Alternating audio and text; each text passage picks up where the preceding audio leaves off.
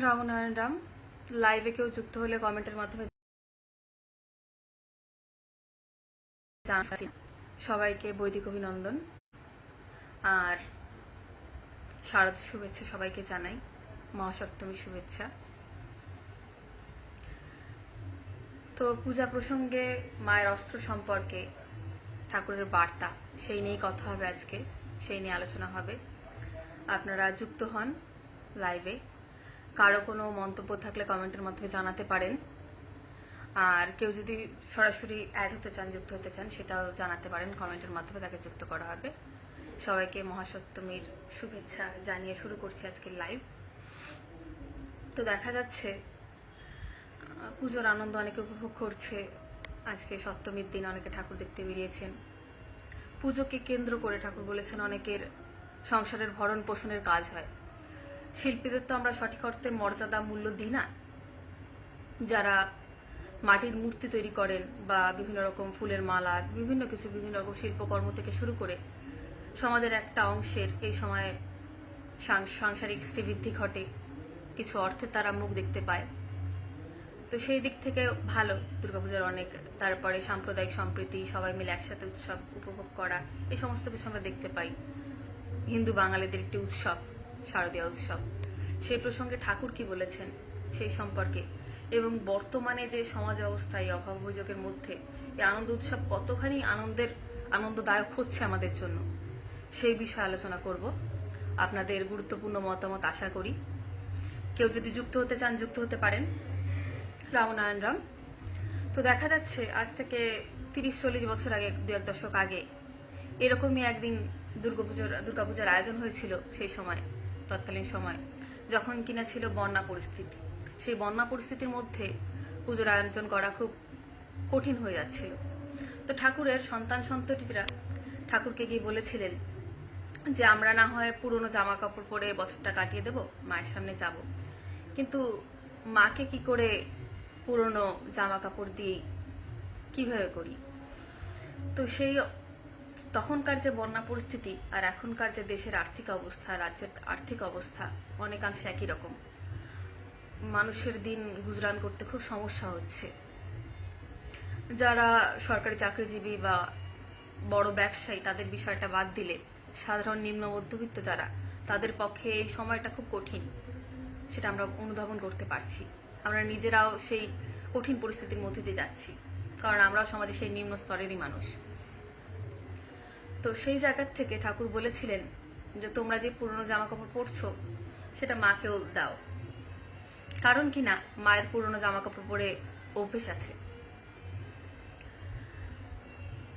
শিব ঠাকুরের আর্থিক অবস্থা খারাপ ছিল জন্য তিনি মাকে নতুন শাড়ি দিতে পারতেন না উপহার হিসেবে। সে একদিন দেখাচ্ছেন পার্বতী শিবকে, ঠাকুর বলেছেন এই গল্পের কথা, যে দেখো এই শাড়িগুলো আমার বোনেরা আমাকে দিয়েছে পরার জন্য, কেমন হয়েছে দেখো। তখন শিব ঠাকুরের মনে পড়লো, আমাদের বাবা ভোলে বাবার মনে পড়লো যে ঠিকই তো, তোমাকে তো শাড়ি দেওয়া হয়নি, তোমাকে শাড়ি দেওয়া দরকার। উনি সোজা ছুটে গেলেন শ্মশানে। সেখান থেকে শাড়ি, মৃতদেহের শাড়ি, মুর্দা শাড়ি কালেক্ট করে নিয়ে আসলেন এবং দিলেন পার্বতীকে। পার্বতী সেই বোনদের দেওয়া দামি শাড়ি না পরে সেই শাড়িটি পরলেন। তো বর্তমানে সেই যে পরিস্থিতি, 30-40 বছর আগের পরিস্থিতি আবার ফিরে এসেছে। বন্যা পরিস্থিতির জন্য না হোক, দুর্ভিক্ষ দেশে দেখা যাচ্ছে। আপনার ঘরে হয়তো সবকিছুর যোগান অব্যাহত আছে, ঠিক আছে, কিন্তু এই যে পূজার বাজার, এক্ষেত্রে 90% লোক নিজেদের পূজার বাজার করতে পারছেন না। 10% হয়তো পারছে, তাও তাদের সেই চড়া মূল্য দিয়ে সেগুলো কিনতে হচ্ছে দ্রব্যমূল্য বৃদ্ধির বাজারে। তো সেই জায়গায় মা দুর্গার কি বার্তা দিচ্ছেন আমাদের, আর মা দুর্গা আমাদের অভাব অভিযোগই বা বুঝবেন কি করে, এই সমস্ত বিষয় একটু একটু করে আলোচনা হবে খুব সংক্ষিপ্ত আকারে। আর কোনো বিষয় আপনাদের যদি মনে হয় আলোকপাত করা দরকার এই বিষয়গুলোতে, সেখানে কমেন্টের মাধ্যমে জানাতে পারেন। তো সেই সময় সেই বন্যা পরিস্থিতিতে ঠাকুর বলেছেন যে মা দুর্গা তো, মা তো তোমাদের এখানে 3 দিনের জন্য আসছে, সেখানে যদি সাড়ম্বরে তার জন্য পূজার ব্যবস্থা করো, আয়োজন করো, ভালো ভালো ব্যবস্থা রাখো, তাহলে তোমাদের যে আর্থিক সংকট সেটা মা কি করে অনুধাবন করবেন। তার জন্য ভালো ব্যবস্থা, সেরকম মণ্ডপ, নতুন শাড়ি, এইগুলো নিয়ে কি করে বোঝা যায় কি করে, তার সন্তানের দারিদ্রতা সে অনুধাবন করবে কি করে? তো বর্তমানে তাই দেখা যাচ্ছে, বেশ কিছু বছর ধরে দেখা যাচ্ছে, যেটা আমি বলছিলাম এর আগের দিন লাইভ অনুষ্ঠানে, আমি গ্রামাঞ্চলে থাকি, তো অনেকেই সংসারিক একটা ক্ষতি করে, হয়তো গরু ছাগল বিক্রি করে নতুন জামা কাপড় পরিয়ে সন্তানকে মায়ের কাছে পাঠাচ্ছে। মা দেখছেন যে না, আমার সন্তানরা তো ভালো আছে, নতুন জামা কাপড় পরে আমার সঙ্গে দেখা করতে এসেছেন, তো সেই জায়গা থেকে সেই আশীর্বাদই হয়তো দিচ্ছেন, তোমরা যে এরকম আছো এইভাবে ভালোভাবে থাকো। এটা শুনে এসেছি ছোটবেলার থেকে। তো যে দুরবস্থার মধ্যে দিয়ে তার সন্তানটা আছে, তার পক্ষে সেটা অনুধাবন করা সম্ভব হচ্ছে না। কারণ এই দুর্ভিক্ষের মধ্যেও ভালো ভালো বড় বড় প্যান্ডেলে দেখবেন বড় বড় ক্লাবের থেকে লক্ষ লক্ষ টাকা খরচ করা হচ্ছে। তো মানুষের যে দুরবস্থা মা দুর্গা কি করে অনুধাবন করবেন যে আমার পূজার জন্য এত এত ব্যয় করছে, সবাই ভালোভাবে আনন্দ উৎসব করছে, যারা সেই দুর্ভিক্ষটা ভোগ করছে, যন্ত্রণা ভোগ করছে, তাদের আর্তনাদ তো মায়ের কাছে গিয়ে পৌঁছাচ্ছে না, কি করে সেটা পৌঁছাবে? তো সেই জায়গায় মা যাতে আমাদের দুরবস্থা বুঝতে পারে, সেই জন্য সেই মুহূর্তে ঠাকুর বলেছিলেন পূজার আয়োজন ছোট করে করার জন্য। আর যেখানে যেখানে বিক্ষিপ্তভাবে অনেক পূজা হচ্ছে, সেটাকে একত্রিত করে একটি বড় পূজার করার কথা বলেছিলেন ঠাকুর। তো সেটা দেখা যাচ্ছে না, আমরা সেই জায়গায় অংশগ্রহণ করছি না। এই তথাকথিত মায়ের যে পূজা, সেই পূজার জায়গায় খামতি থেকে যাচ্ছে। ঠাকুর বলছেন যে ভালোবাসাটাই তো পূজা, ভালোবাসার অভাব দেখা যাচ্ছে। ভালোবাসা কি করে বোঝা যাবে? মার সন্তানদের প্রতি ভালোবাসা থাকলেই মাকে ভালোবাসা হবে। সেই ভ্রাতৃত্ব ভালোবাসা, আমি ভালো খাচ্ছি, আমি ভালো পড়ছি, এই জায়গায় তৃপ্ত থাকলে তো মায়ের আদর্শ ফলো করা হচ্ছে না। এবার আসবো মায়ের যে বলছি মায়ের বার্তা কি করে বুঝবো সেই সম্পর্ক আসবো। তার আগে শুরু করছি হচ্ছে এই বিষয়টা যে শিব ঠাকুর যখন সতীকে এটাকে অপমান করা হয়েছিল, তখন তিনি তাণ্ডব করেছিলেন তার প্রাণহানি হওয়ার পরে। তো সেক্ষেত্রে আমাদেরকেও ঠাকুর বলতে বলেছেন শিব ঠাকুরের উদ্দেশ্যে, বাবার উদ্দেশ্যে, বাবা বলে, বাবা তুমি হুবহু তুলে ধরতে পারছি না, তুমি মার জন্য যে সংগ্রামটা করলে তার সন্তানদের এই দুরবস্থা দেখে তুমি কিছু করবে না? তো সেই ত্রিশূলটা মায়ের কাছে আমরা চেয়ে রাখবো, এই সমাজের অভাব যারা সৃষ্টি করছে সেই সমস্ত অসুরদের নিধনের জন্য। মায়ের ত্রিশূল আমরা বলে রাখবো যে মা ত্রিশূলটা দিয়ে যাও। যদি বাবা বলে যে ত্রিশূলটা কোথায় রেখে এসেছো পার্বতী, তো সেই ত্রিশূলটা এখন আমাদের কাছে থাকবে। আমরা বাইরের অসুর, ভেতরের অসুর, বাইরের অসুর, দুই অসুরকেই নিধন করব। মা এই ত্রিশূল এখন আমাদের কাছে দাও। তো সেই প্রার্থনাই আমরা মা দুর্গার কাছে জানাবো, ঠাকুর তাই বলেছেন। মা দুর্গার সাথে সাথে তার সন্তানরাও আছেন। মা দুর্গার মাধ্যমে, মা দুর্গার মূর্তির মাধ্যমে বেদজ্ঞরা কি ব্যাখ্যা দিয়েছেন সংক্ষিপ্তভাবে সেটাও তুলে ধরবো। প্রথমে মা দুর্গার বিষয়ে আসি। তো মা দুর্গার হাতে যেমন বিভিন্ন অস্ত্রশস্ত্র আছে, তেমন আবার বরাভয়ের হাতও আছে তার সন্তানের জন্য। মা দুর্গার 10টি হাত। তো শিব ঠাকুর মা দুর্গাকে বলছেন 10 হাত নিয়ে, 10 জন মিলে পরিবারের সবাইকে নিয়ে সমাজের অসুর নিধন কল্পে এগিয়ে আসো। আর এই পরিবারটা যেখানে শিব ঠাকুর বলছেন পার্বতীকে পরিবারে, সেই পরিবারটা এখন আরো ব্যাপক। সেই ব্যাখ্যাই বেদজ্ঞরা দিয়েছেন। পরিবার 10 হাত বলতে 10 জনকে মিলে সমাজকে নিয়ে আমাদের পরিবার। শুধু আমার পরিবার, আমার 4 জন 5 জন বা 10 জনের পরিবার, ভাই বোন মা বাবা তাদেরকে নিয়ে না, সমাজটা আমাদের পরিবার ঠাকুর বলেছেন। সেই ব্যাপক পরিবারকে নিয়ে, বৃহৎ পরিবারকে নিয়ে আমরা অসুর নিধন কল্পে, জনজাগরণ কল্পে, সুরে প্রতিষ্ঠিত হওয়ার কল্পে অগ্রসর হব। সাথে আছেন মা লক্ষ্মী।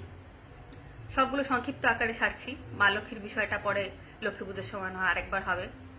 তো লক্ষ্মী বলতে ঠাকুর বলেছেন লক্ষ্মীর অর্থ হচ্ছে ধন, লক্ষ্মীর অর্থ শ্রী ও সম্পদ, দুঃখিত।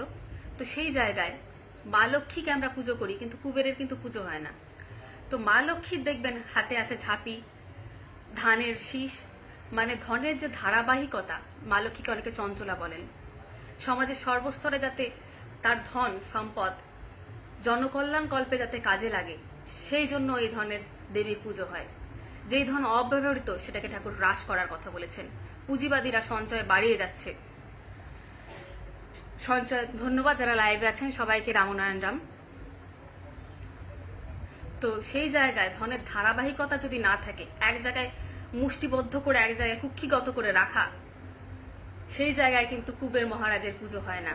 তো এই সমাজের যারা কুবের হয়ে এখন শোষণ করছে, ধন সম্পদ শুধু বৃদ্ধি করে চলেছে, ঠাকুর সেগুলোকে হ্রাস করার কথা বলেছেন। তাহলে এই মা দুর্গার প্রকৃত পূজা করতে পারবো যখন এই দুর্গা মূর্তির অর্থগুলো উদ্ধার করে আমরা সমাজ থেকে সেগুলো প্রয়োগ করতে পারবো, নিজেদের জীবনে প্রয়োগ করতে পারবো, সেক্ষেত্রেই হবে সার্থক পূজা। তো প্রথমে দেখা যায় যে মা দুর্গার অস্ত্র ছিল শিবের কাছে, শিবের কাছ থেকে সেই অস্ত্র মা দুর্গা নিলেন অসুর নিধন কল্পে। সন্তান সন্ততিদের নিয়ে মাঠে নেমে পড়লেন। লক্ষ্মীকে বললেন, তুমি ধনের যোগান ঠিক রাখো, কেউ যেন না খেয়ে অনাহারে অনাশ্রয়ে না থাকে। সরস্বতী জ্ঞানের দেবী, সরস্বতীর ব্যাখ্যা আরো ঠাকুর অনেক গভীর দিয়েছেন। তিনি হচ্ছেন বেদমাতা, বেদের সৃষ্টিকর্তা। আমরা তথাকথিত ডিগ্রিধারী জ্ঞানের দেবী হিসেবেই সরস্বতীকে দেখি, কিন্তু তার ব্যাখ্যা অনেক গভীর। মহাশূন্যে যত জ্ঞান সবকিছুর তিনি অধিপতি, সেই হিসাবে বেদমাতা তাকে বলা হয়েছে। কার্তিকের কাছ থেকে আমরা যে শিক্ষা পেতে পারি, ব্যক্তিগত সুখ ভোগ স্বাচ্ছন্দ্যের কথা তিনি চিন্তা করেননি। তিনি চিরকুমার, সমাজের জন্য দেশের জন্য তিনি নিজেকে উৎসর্গ করেছেন। এই সমস্ত ব্যাখ্যা বিশ্লেষণ অনুধাবন না করে গতানুগতিক স্রোতের ধারায় অন্যরা ভেসে গেলেও আমরা সন্তান দলের সদস্যরা এই অর্থ উদ্ধার করে যেন সমাজের প্রতিষ্ঠা করতে পারি, সেজন্য ঠাকুর বারবার বিভিন্ন জায়গায় বলেছেন। আসুন সেদিকে আমরা সতর্ক হই, জানা বোঝার চেষ্টা করি, পূজাটাকে সার্থক রূপেই মার প্রতি ভালোবাসা রেখে প্রকৃত পূজার রূপ দিতে যেন পারি। তো সেই জায়গা থেকে আবার থাকলো গণেশ ঠাকুর। গণেশ বলতে ঠাকুর গণেশের কথা প্রসঙ্গে শুরুতেই আসা দরকার ছিল, আমি দুঃখিত। সেই গণেশ হচ্ছে গণদেবতা, মানে সবাই, আমাদের সবাইকে নিয়ে। তার সুরটা হচ্ছে এক সুরে থাকা এবং টানের প্রতীক। যখন অজস্র বাড়িধারা পৃথিবীর বুকে পড়ে, তখন কিন্তু ছোট ছোট ক্লেদ পঙ্কিলতা কিছুই থাকে না।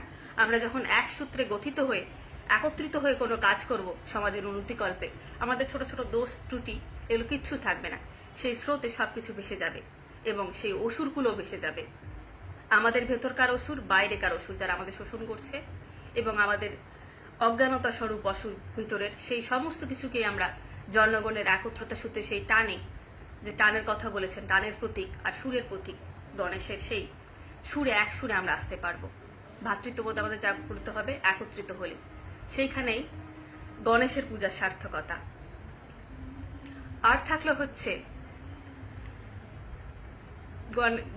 দুর্গা ঠাকুরের বাহন। তো বাহন দেখা যাচ্ছে যত দেবদেবী আছে প্রত্যেকের বাহনই হচ্ছে কোনো না কোনো পশু পাখি। তো সেক্ষেত্রে আমরা কি বার্তা পাচ্ছি, তার অর্থটা কি? তো দেখা যাচ্ছে আপাত দৃষ্টিতে দুটো অর্থ আমরা পাচ্ছি। একটা হচ্ছে যে পশু পাখি যাই হোক, মানুষ সবাইকে আমরা যেন সমমর্যাদা দিয়ে চলতে পারি। সবারই জগতে কাজ আছে, সবারই ভূমিকা আছে জীব জগৎকে টিকিয়ে রাখার জন্য। সেই জায়গায় যেন মর্যাদার দৃষ্টিটা আমাদের সবার প্রতি থাকে। আর দ্বিতীয়ত হচ্ছে আমাদের ভিতরে পশুত্ব আছে, সেই পশুত্বটাকে যেন অসুর নিধন কল্পে আমাদের কুপ্রবৃত্তিটাকে সুপথে যেন চালিত করতে পারি। যেমন ঠাকুর আরেকটি করাচামকে বলেছেন যে একটি ছোট শিশু যে কিনা পড়াশুনো করতে চাইছে না, তাকে শেখানোর জন্য তার শিক্ষক তার হাতে একটি রুল তুলে দিচ্ছেন বা কলম তুলে দিচ্ছেন আর একটা মানুষের ছবি এঁকে দিচ্ছেন, বলছে এই নাও চাকু, এর এই জায়গাটা কাটো, মাথাটা মুড়িয়ে দাও। বিভিন্ন রকম পদ্ধতিতে কাটাকাটির কথা শোনা যাচ্ছে, মারামারির কথা শোনা যাচ্ছে। তো পাশ দিয়ে যাচ্ছিলেন এক পুলিশ অফিসার বা পুলিশের কর্মকর্তা, তিনি শুনে যে এখানে কি হচ্ছে, খুনোখুনি হচ্ছে নাকি, সেই শুনে তিনি সেখানে এগিয়ে গেলেন। যাওয়ার পরে দেখলেন যে ওখানে কিছু লেখালেখি সমস্ত কিছু হচ্ছে। তখন জিজ্ঞেস করলেন যে কি হচ্ছে এখানে। তো শিক্ষক বললেন, নারাজ ছাত্রকে আমি শেখানোর চেষ্টা করছি। তো আমাদের প্রত্যেকের মধ্যে পশুত্ব আছে, সেটা যেন সমাজের অসুরের প্রতি প্রয়োগ হয়, দুর্বলের উপরে না, অসুর নিধন কল্পে। সেই তাই জন্যই সেই পশুকে প্রত্যেকজন দেবতা বাহন করলেন, যে পশুত্বের উপর ভর করে আমরা অসুরকে নিধন করব। এই সমস্ত ব্যাখ্যাই আছে, আরো বিভিন্ন বিষয় আছে। তো সুপথে যেন আমরা সেই পশুত্বকে চালিত করতে পারি, সেই জন্যই। তো বর্তমানে এই অসুর নিধন গল্পে বাইরের অসুর, ভেতরের অসুর, ঠাকুর বলেছেন অসুর শুধু বাইরে খুঁজলে হবে না, আমাদের ভেতরেও আছে। সেই জায়গায় আমরা যাতে একত্রিত হয়ে কাজ করতে পারি, ভ্রাতৃত্ববোধ যেন আমাদের মধ্যে আসে, ভ্রাতৃত্ববোধের মধ্যে বা ব্যাপক কাজের মধ্যে বারবারই এই প্রসঙ্গে কথা প্রসঙ্গে আসে। ঠাকুরও বারবার বলেছেন যে আমিত্ব, নেতৃত্ব, পদের মোহ, এই সমস্ত কিছু বাধা হয়ে যাচ্ছে, সেগুলো যেন বাধা না হয়। ভাইয়ের প্রতি ভাইয়ের যে টানটা যেন থাকে। বর্তমানের পরিস্থিতি খুব খারাপ, সেই দুর্ভিক্ষের দিন আবার ফিরে এসেছে। সে আনন্দ উৎসবে যেন আমরা মশগুল হয়ে পরম পিতার আদর্শচ্যুত না হই, সেদিকে যেন দৃষ্টি আমাদের থাকে, সেই প্রার্থনা জানিয়ে ঠাকুরের কাছে আজকের লাইভটি শেষ করব ভাবছি। আপনাদের কোনো বিষয়ে মন্তব্য থাকলে বলতে পারেন, সেই বিষয়ে আলোচনা করা যাবে। না হলে সংক্ষিপ্ত লাইভ আজকের এখানেই শেষ করব ভাবছি। সবাইকে লাইভে থাকার জন্য ধন্যবাদ। রামনারায়ণ রাম।